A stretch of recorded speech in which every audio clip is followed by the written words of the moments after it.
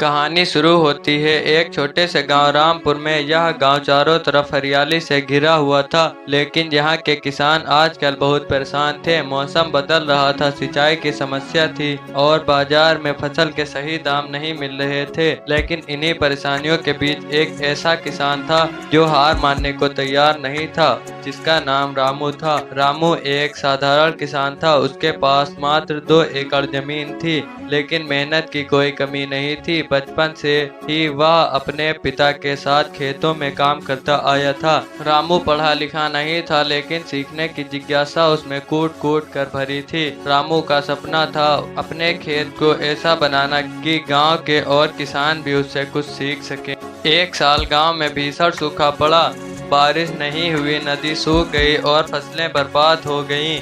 गांव के कई किसान शहर की ओर पलायन करने लगे। रामू के घर में भी खाने के लाले पड़ गए। उसके परिवार ने कहा, रामू अब शहर चलो, यहाँ कुछ नहीं बचा।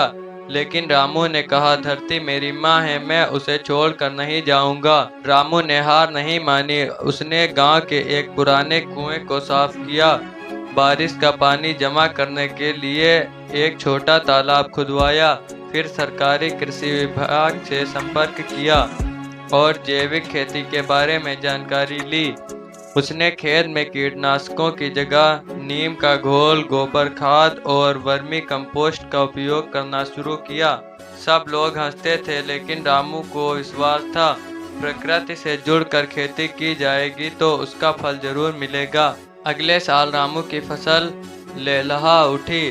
जहां और लोगों के खेत सूने थे, वहां रामू के खेत में सरसों, गेहूं और सब्जियां लहराने लगी। उसकी फसल की गुणवत्ता इतनी अच्छी थी कि शहर के व्यापारी खुद उसके खेत पर आकर सौदे करने लगे। रामू की मेहनत रंग लाई। अब गांव के दूसरे किसान भी जैविक खेती की। आज रामू किसान न केवल खुद आत्मनिर्भर है, बल्कि वह गांव के कई किसानों को ट्रेनिंग देता है। सरकार ने भी उसे प्रगतिशील किसान के पुरस्कार से नवाजा। रामू की कहानी हमें यह सिखाती है कि संकट चाहे कितना भी बड़ा हो, अगर इरादा मजबूत हो और सोच नई हो तो हर खेत फिर से हरा हो सकता है। किसान सिर्फ अन्नदाता नहीं होता, वह देश की रीढ़ होता है। उसके हाथों की मिट्टी में सोना उगता है और उसके पसीने से भारत की आत्मा महकती है।